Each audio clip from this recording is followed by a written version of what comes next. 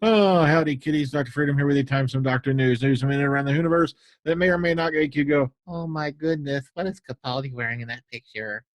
Oh, yeah, there were some interesting pics that came out over the weekend. Plus, I got a ton of stuff that's backed up. Um, yeah, I finished up Death Moon 5 this week. Sorry, yeah, Chapter 5 of Death Moon. And, that wasn't anybody's fault. It's just, people get busy and all that. And that's one of the hazards you have when you're doing multicast. Everybody's got, their own lives to lead. So 6, I'm going to try to get done before the holiday. Really try, but, it depends. I don't want to take people away from their families and all that for an audio play that 4 or 5 of you enjoy. Okay. Oh, that's right. I may have to stick up some addresses because Matt Rose has taken it upon himself to open up a Dr. Freedom and Eric Twitter page and a Dr. Freedom and Eric Facebook page. Like I said, I would have done it a long time ago. The problem is I barely have time to monitor the Facebook, Twitter, and YouTube page I already have. And unfortunately, a lot of people, get the gist of that from, it takes me a long time to reply, especially on the Facebook page. YouTube, I can usually grab just like that. But okay, now that you've all gone, oh, and I hope you all enjoyed the trailer for Dr. Freedom and Eric Volume 3, and that's going to be Comes the Imperator. That's going to be the name of that story. And it literally just popped into my head, and I started writing down notes, and there were certain scenes I wanted to see that are going to appear in it, and I went ahead and I wrote the lines for them, and that's where the lines from the trailers, except for Sophie Aldred's bit, which is an alternate take from the one she did for Skydark. She sent me 2 takes for that, and so I decided to take a little something from the alternate take, and, I don't want to give away too much, okay? All right. But let's get into it. Let's get into the stuff you've tuned in for, because you're all going on. Oh, by the way, if you're not hearing me that well, that's because my mic's all the way over here, because if you see a tail flicker up every now and then, that's my youngest cat, Oreo, who's decided to hop up on me. Oh, look, see, on cue. Now he's decided to get up and go away. You big lug. All right. That's probably his first appearance on camera. All right, let's go ahead and take a look at what's all the hubbub's about. Okay. All right, a lot of people are going, oh my God, look at this. Oh, they're holding hands. They must be doing the nasty. I don't give a damn. That's their personal business, okay? I don't like it when people do that. They stalk people to say, are they doing the oingy boingy? Oh my goodness gracious. But the most important bit about this, even though it's in the mirror and the mirror kind of, oops, I had a happy moment. All right. Oh, look, they're holding hands. It's a galactic conspiracy beyond all comprehension. Oh, what a load of horse shit. All right, keep scrolling down. Get to the important stuff. Okay, and sure enough, no, they don't get to the photos I was looking for. But there it is. Finally, after 5,000 inches of horse shit, we get to the nitty gritty. Now, a lot of people have been going, oh my God, is that? Could it be? And look at what the frowl he's wearing. Yes, that is Peter Capaldi, but it is not. It's not Doctor Who filming. How many times have I got to say this? I don't know how many different media outlets I've said this on. This is not Doctor Who filming. Capaldi is kind of moonlighting this season. You see what he's double dipping. He's shooting parts of Series 10 while he's also shooting scenes for Paddington 2. So that's why he's wearing the funky clothes and, what do you call it, doing some stuff for fans, and also got a chance to bump into Jenna Coleman on location. See, you notice the look in his eye? It's called, what are they recording me saying that I don't want them to this week? That leads to another incident I've discussed before where somebody, recorded Capaldi saying something, and Capaldi did get in trouble for it from the BBC. Because he had obviously no idea he was being recorded at that moment. But look at the size of the freaking elevator's platform she's wearing. It's like, come on, Jenna, you're beautiful as you are. You don't have to walk around on frickin' stilts just to be accepted in society.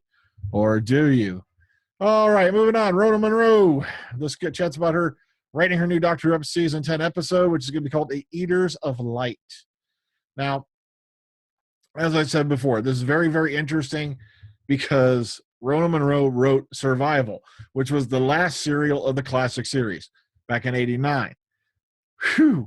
So it's kind of weird that, out of all the writers of the classic series, they feel, said, look, Rona, come here. We got, oh my God, I did something George Carlin's going to kill me for. Oh, that's right. He's, well, that's how personally he's passed. And you see, I'm on a rant. Okay, moving on. So if you want to read a little bit about this, boom, boom, boom, here it is. And it's kind of interesting to see a classic writer brought into the mix by Stephen Moffat for his final season. All right, Mark Gatiss responds to the Sleep No More rumors. Remember that list of episode titles? Yeah, it turns out, yeah, as I guessed. Remember when I told you to take them with a huge grain of salt? They're bogus. They didn't even spell Gatiss's name right. And Gatiss shot down the rumors that he's written a sequel to Sleep No More. So, yes, the Return of the Sandman or Sandman Return story is bullshit. All right, it's a fake episode list, as confirmed here. So, please keep that in mind. I've even told you during the video 100 times, alleged, and this is probably not real. It's probably fake. Take it with a grain of salt.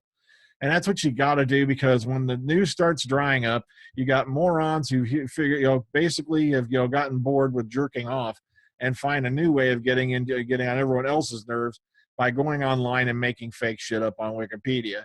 And that's exactly what happened. And I'm sorry, but if you're bored and all that, well, I got an idea. Why don't you get a job? Then maybe you can afford a real woman, and maybe you'll become a productive member of society. Oh, that's right. That would involve going to work. All right, moving on. And that was Dr. Freedom's Education Woman. Now, moving on. Okay, Whotopia number 30. Latest issue of the fan magazine, Whotopia, has been released and is now available to download from the Whotopia website. You can link through here. And speaking of links, all links to every article that is discussed tonight is in the description box for you to follow, and it's a Lulu. Okay, sorry, just a bunch of stuff got backed up. Okay, so look at that Peter looking great on the cover there. Yeah, too bad you're never going to see him on the show again after the 50th anniversary debacle, which I won't go into. And one of these days, I'm going to have to. I really do. Okay, now this was a little something Peter Capaldi put up for auction. He donated a 72-page Doctor Who shooting script for his first Dalek story, which was Into the Dalek, to a fundraising auction that was going to takes place in 2 days. Now, the script, complete with the lavishly illustrated title page, is a complete one-off. It also includes 2 postcards inscribed with best wishes from Peter Capaldi. This is hand-drawn. Okay? Look at that. That is so freaking cool. And the auction is to raise money for the House of Illustration, the UK's only public gallery devoted to illustration, based in King's Cross in London. The registered charity receives no public funding, raising all its money from admissions, retail, and fundraising. The gallery puts on exhibitions and events, promotes new illustration talent, and commissions new artwork, and organizes an illustrator-led learning program for schools, families, students, and enthusiasts for all ages. Now, the auction starts at 2:30 p.m. You can bid in person, by phone, or online, and the works will be displayed to the public at Southpiece on Friday the 9th through Monday the 12th of December. So as of tomorrow, you can also view them on the Southpiece website, and look for lot number 287. So if you're into that, go take a look at it before it goes, because chances are us poor schlubs are never going to have a shot at it. All right, Space Helmet for a Cow 2, exclusive art extract. All right, Mad Norwegian Press have published the second volume of Space Helmet for a Cow, the mad true story of Doctor Who. Doctor Who News is pleased to offer readers an exclusive extract from that book. So if you want to check it out, here's a link right here. And now you're all done. The full version of Space Helmet for a Cow 2, the mad true story of Doctor Who, can be purchased from Amazon. And here's all the little sidey boom boom blah he's you want to go to click on it. I am feeling musical today. Oh hey, even though I had to plow the driveway, because snow is, well, I can't say snow is gay. That's derogatory. Big Finish main range during 2017. They have announced details. For the Big Finish have announced the details. And folks, okay, for those of you who have heard the trailer for sorry about that, I lost it. For Comes the Imperator, I'm not making fun of Nick Briggs. I've heard Big Finish for so long. I wanted to do my own little take on his. That's all. I'm having a little fun with Nick Briggs. Okay, I'm not making fun of him. Big Finish have announced details of the main range of Doctor Who adventures over the course of next year. And this goes into all the nitty-gritty details you need. Matter of fact, you got Matthew Waterhouse coming back for some Doctor. Okay, and check this out. We got Boo Baby. Look at these right here. And of course, I love this thing right here. It covers a lot of ground. Oh wow, look, Flip! I'm sorry, I can't stand Flip. It's just, I don't know if it's the way she talks.